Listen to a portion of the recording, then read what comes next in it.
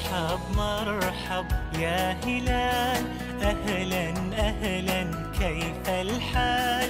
قد غبت وإليك اشتقنا، وانتهى بعدك صار وصال. نعطي صبرا نأخذ أجرا، والله يرانا ويسمعنا.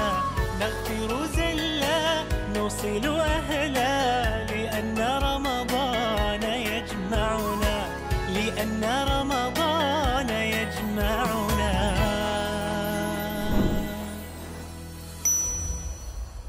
Assalamualaikum warahmatullahi wabarakatuh.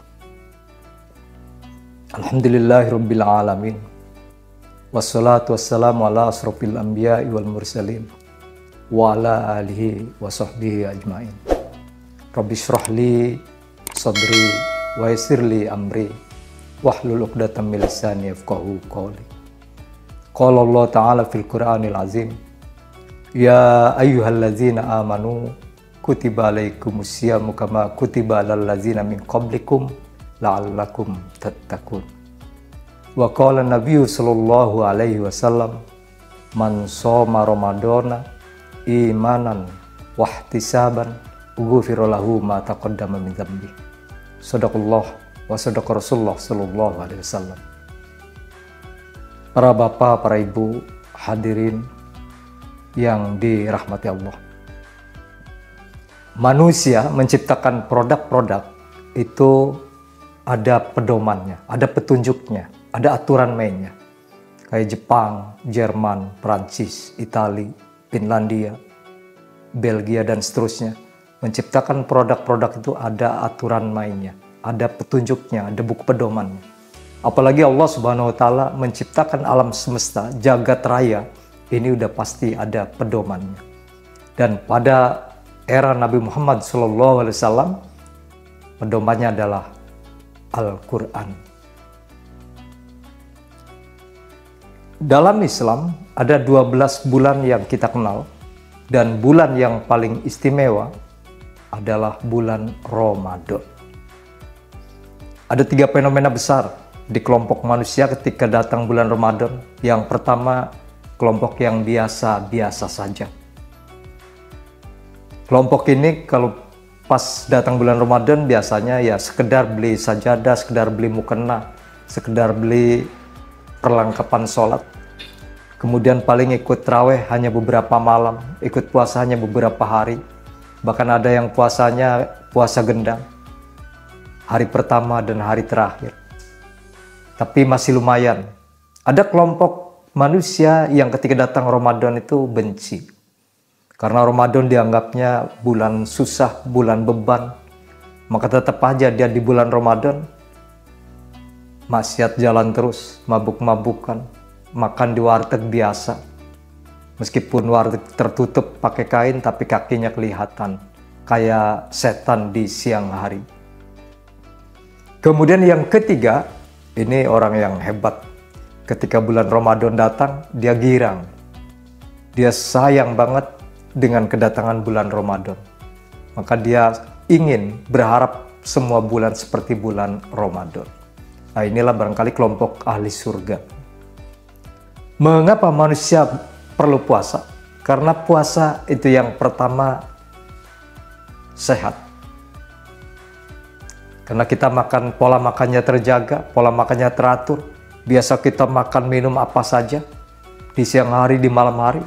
Ketika puasa datang, ketika kita melakukan puasa hanya di malam hari saja, maka perut kita menjadi lebih baik, onderdil kita sehat kembali. Maka kalau kita pengen sehat, berpuasalah. Kalau kita pengen sehat, berpuasalah. Kalau kita pengen sehat, berpuasalah. Yang kedua, puasa itu menjadi manusia disiplin. Kalau belum maghrib, ya nggak boleh buka. Kalau sudah fajar, ya nggak boleh makan minum. Itu harus disiplin. Tapi orang kalau nggak disiplin, seperti kejadian di lalu lintas, udah tahu lampu merah, dia nabrak saja, dia lewat saja. Begitu ditangkap polisi, dia baru bingung. Polisi nanya, KTP ada Pak. SIM ada Pak. Ada semua ketika ditanya. Yang nggak ada Pak, saya nggak taunya nggak ada Bapak. Kalau saya tahu ada Bapak, saya nggak mungkin lewat terus Pak, pasti berhenti. Ini yang keimanannya rendah. Maka kalau kita pengen sukses, jadilah orang yang disiplin. Dan orang yang disiplin itu melalui puasa. Jadi kalau kita pengen berdisiplin, berpuasalah. Yang ketiga, puasa itu membuat manusia sabar. Di siang hari, dari pagi, siang, sampai sore, kita nggak boleh makan, nggak boleh minum. Harus bersabar, nunggu maghrib. Kebanyakan manusia itu, apalagi ibu-ibu, kalau udah jam 4 sore, lihat jam, ntar jam 4.15 lihat lagi, jam 5 lihat lagi. Sampai maghrib itu lihat udah 7 kali. Ini nggak sabar. Jadi kalau kita pengen sabar, ya berpuasalah. Orang yang sukses itu orang yang sabar. Akademisi, guru, birokrat, pengusaha, dia sukses karena sabar. Tidak mungkin ada orang sukses tidak sabar. Jadi kalau kita pengen sukses, jadilah orang sabar. Dan orang sabar melalui puasa. Maka kalau kita puasa, insya Allah menjadi orang sabar dan suatu saat menjadi orang sukses. Berikutnya, puasa itu ada rasa lapar. Karena dari pagi, dari fajar sampai maghrib kita nggak makan, nggak minum. Rasa lapar itu ada. Lapar dan dahaga. Dengan merasakan lapar dan dahaga, maka kita akan peduli dengan tetangga. Kita akan peduli dengan sesama manusia.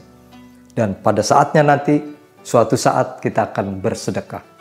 Apalagi kalau sekarang bulan Ramadan, sedekah di bulan Ramadan seperti sabda Nabi, Abdul Sodaqoh fi Ramadan. Sebaik-baiknya sodakoh adalah di bulan Ramadan. Seperti dulu zaman Nabi Sulaiman yang bisa ngomong dengan binatang. Ada burung sedekahnya, yang kecil semut. Sapi sedekahnya, anak kambing. Kemudian gajah sedekahnya, anak sapi. Ya karena itu binatangnya beda bentuk. Maka sedekah itu sesuai kemampuan masing-masing. Ya 5.000 boleh, 10.000 boleh, 100.000 boleh, atau lebih dari itu boleh. Dan sedekah itu yang baik itu yang besar dan ikhlas. Daripada kecil tidak ikhlas, lebih baik besar tapi ikhlas. Apalagi sekarang di bulan Ramadan. Yang berikutnya, puasa itu akan mendidik manusia, melatih manusia jiwa dan raganya. Kalau kita puasa, insya Allah menjadi manusia paripurna, menjadi manusia yang sesungguhnya. Atau dengan puasa kita bisa memanusiakan manusia. Karena dalam pepatah Arab, laisa kullun nas nasun. Tidak semua manusia disebut manusia. Zahaban nas. Karakter manusianya hilang, maka yang ada adalah karakter monyet. Maka nggak aneh kalau dalam kehidupan sehari-hari ada istilah-istilah, ada sebutan-sebutan. Bajing loncat, kutu loncat, tikus kantor, ayam kampus, ayam sekolah, serigala berbulu domba, jinak-jinak merpati, dan seterusnya. Banyak istilah yang digunakan buat perilaku manusia. Mengapa manusia disebut seperti itu? Karena perilaku manusia sama seperti binatang. Sebagaimana dalam surat Al-A'raf ayat 179, lahum qulubun la yafqahuna biha walahum ayunun la yubsiruna biha walahum azanun la yasma'una biha ulaika kalan'ami balhum adol ulaika humul ghafilun. Jadi manusia yang punya hati tapi tidak digunakan hatinya buat menghayati kebesaran-kebesaran Allah, yang punya telinga, yang punya mata matanya tidak bisa menghayati, melihat, menganalisis kebesaran-kebesaran Allah. Punya telinganya tidak untuk mendengar, tidak untuk menyimak ayat-ayat Allah, kebesaran-kebesaran Allah, maka itu sama seperti binatang. Bahkan lebih hina dari binatang ternak. Kemudian puasa itu rahasia ilahi. Karena yang tahu puasa itu hanya pahala puasa yang tahu hanya Allah dan manusia yang puasa itu. Dalam hadis qudsi nanti balasannya ana azibi, akulah nanti yang membalasnya. Beda dengan kayak sholat, pahalanya sekian. Zakat, sodako, ada ketentuan pahalanya. Haji, umroh. Tapi kalau puasa itu rahasia. Hanya Allah dan manusia yang berpuasa itulah yang tahu. Kemudian karena kita puasa dari umur 7 tahun, udah latihan puasa 7 tahun, 8 tahun. Sampai sekarang udah umur ada yang 40 tahun, ada yang 50 tahun, ada yang 55 tahun, ada yang lebih. Kalau usianya udah lanjut masih seperti anak-anak, betapa sia-sianya puasa kita. Udah bertahun-tahun puasa tapi puasanya masih seperti anak-anak. Barangkali ada peringatan atau sekedar himbauan dari Imam Ghazali. Dia ulama besar dari Iran. Kata Imam Ghazali ada 3 tingkatan puasa itu. Yang pertama puasanya orang awam. Yang kedua puasanya orang khusus. Yang ketiga puasanya orang istimewa. Puasanya orang awam sebatas tidak makan tidak minum. Sejak fajar sampai maghrib. Sedangkan puasanya orang yang khusus itu puasanya anggota badan. Maka mata kita puasa, telinga kita puasa, lisan kita puasa, perut kita puasa.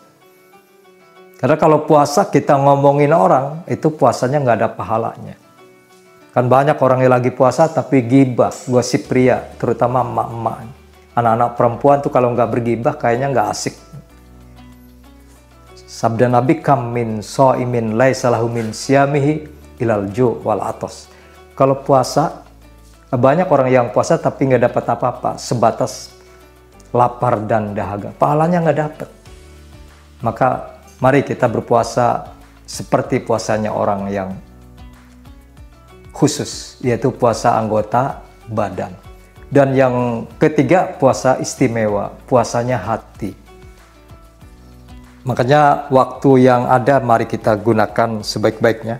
Karena waktu itu yang pertama berputar terus-menerus.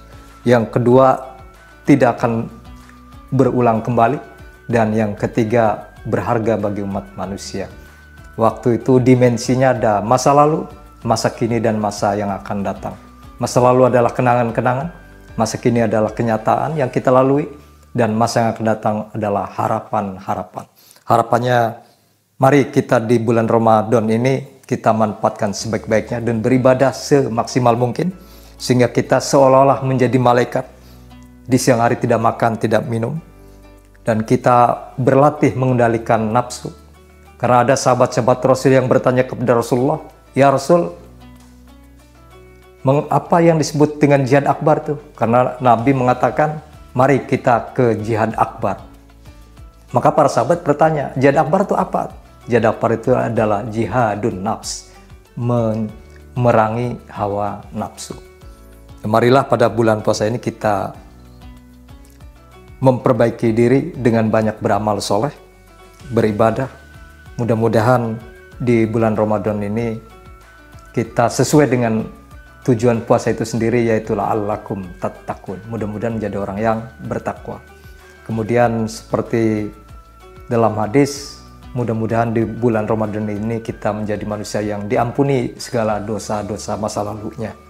Man shoma Ramadana imanan wahtisaban ghufira lahu ma taqaddama min dzambi. Demikian yang dapat saya sampaikan, mudah-mudahan ada manfaatnya. Billahi taufiq wal hidayah wal afu minkum. Wassalamualaikum warahmatullahi wabarakatuh.